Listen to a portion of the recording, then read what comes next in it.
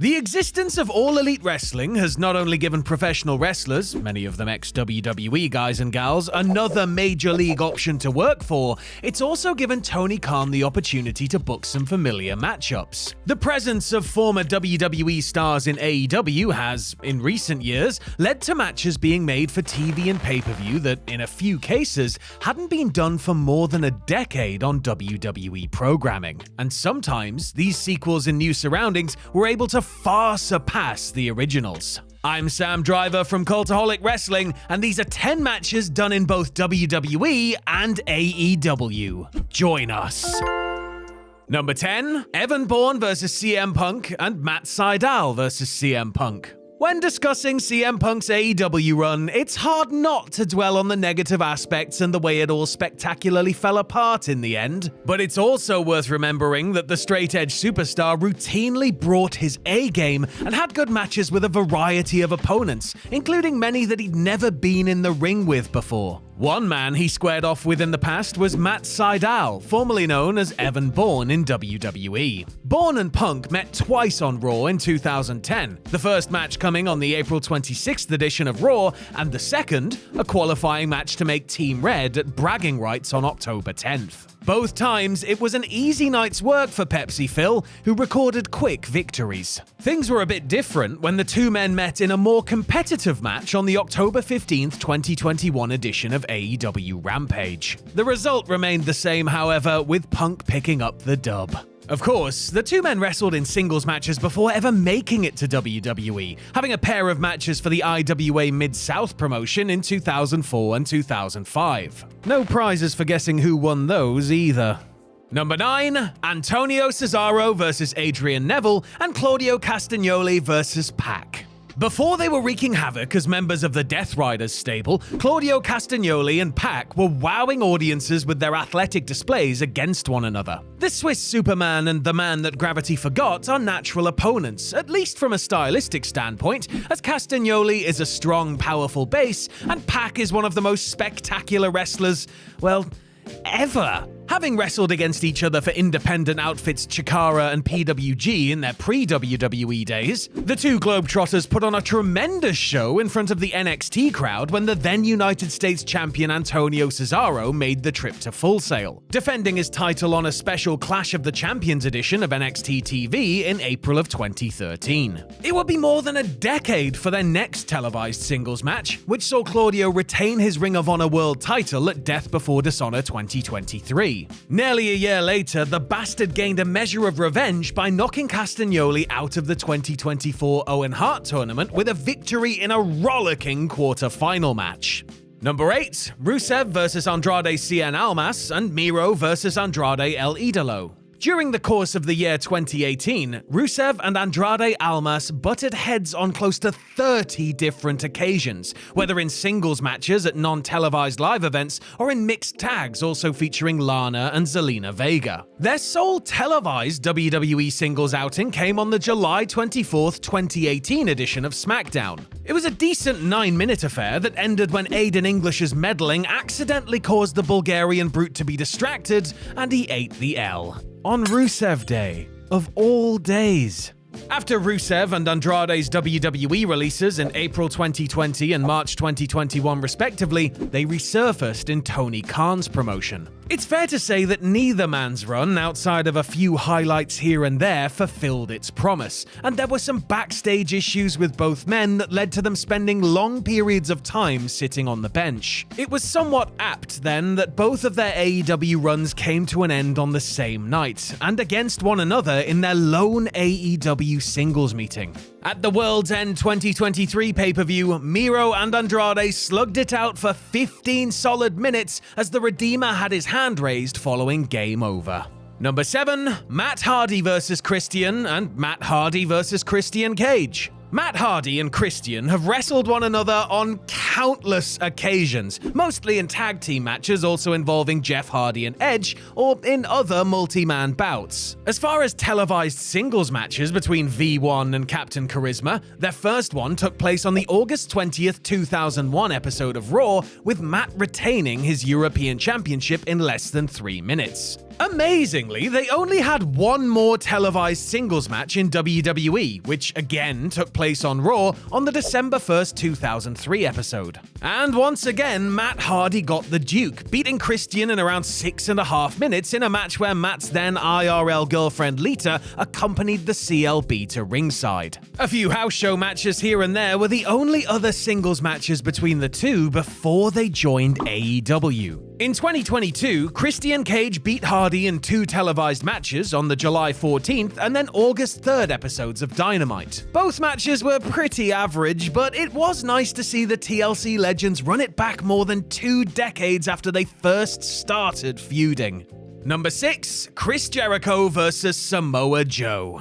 Once upon a time, say circa 2005, Samoa Joe versus Chris Jericho would have been looked at as a certifiable dream match. And had Y2J went to TNA during his break between WWE runs, it most certainly would have happened. Alas, fans had to wait until 2017, by which point the Samoan submission machine had made the move to WWE for it to finally transpire. Their first singles match on the March 6th episode of Raw was regrettably a colossal disappointment, as it ended with Joe winning via countout in just 3 minutes. The next time they were put together on the April 17th Raw, they were able to give a much better account of themselves, having a decent 9-minute scrap that ended with Joe going over. Fast forward more than 7 years, and Joe and Jericho were both members of the AEW roster. On the July 10th, 2024 episode of Dynamite, they met in a Stampede street fight. A so-so brawl stuffed with shenanigans and plentiful interference, it ended with Jericho hoisting Joe up with a forklift and putting him through a wall. This not only let Jericho get a big win, but it also wrote Joe off TV for a while, and it served as the final test for Le Champion's forklift driver's certification course.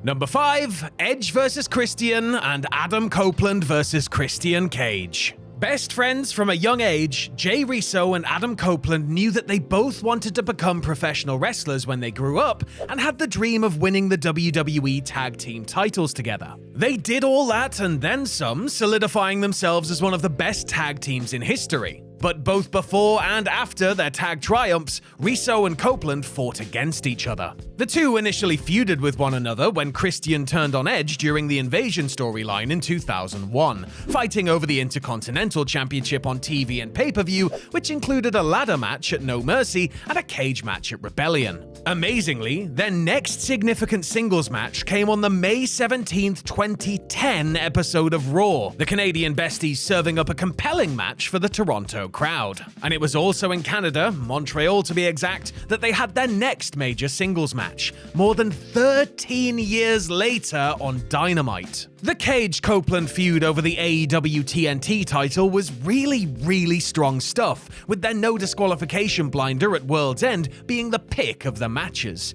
the I Quit match sitting not too terribly far behind it.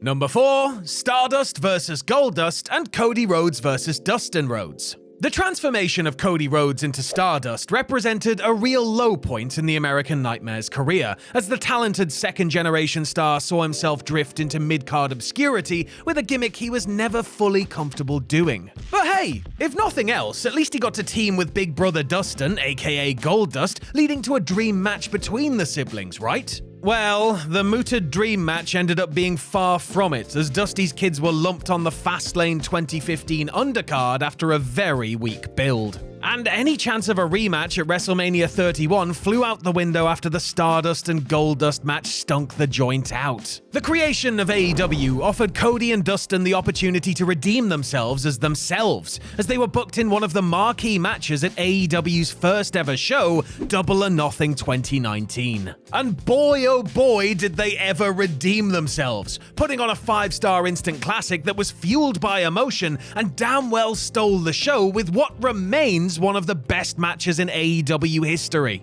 Number 3, Rusev vs. Daniel Bryan and Miro vs. Bryan Danielson.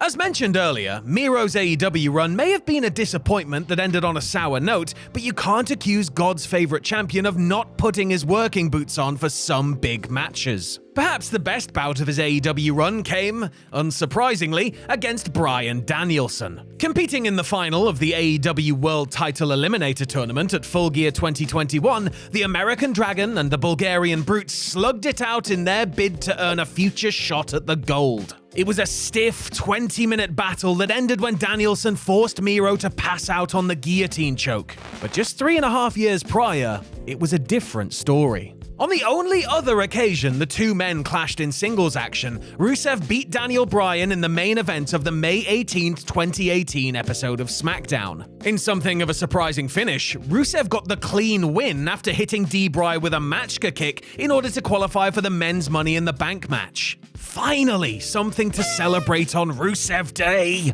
Number 2, Isaiah Scott vs. Tony Nese and Swerve Strickland vs. Tony Nese. Given the massive star he's become in Tony Khan's promotion, it's easy to forget that Swerve Strickland ever wrestled for WWE. Hit Row member Isaiah Swerve Scott only ever worked one match on SmackDown, having spent most of his WWE run competing on NXT and 205 Live. The Cruiserweight-only show might have felt like an ultimately pointless endeavor, but it did play host to some under-the-radar bangers, such as the match between Isaiah and Tony Nese on the June 26, 2020 episode. Familiar with each other from the Indies, and having recently had a short match together on NXT TV, Scott and Nese put on a doozy, ending when Swerve hit a big stomp after Nese attempted to bring in a steel chair. Perhaps TK was impressed by the match's quality too, as he picked Nese to be Strickland's opponent for Swerve's in-ring AEW debut in the main event of the March 11, 2022 episode of Rampage. Strickland picked up the win, making a strong first impression with his ring work as he did so, as Nese continued to demonstrate his penchant for making his opponents look good.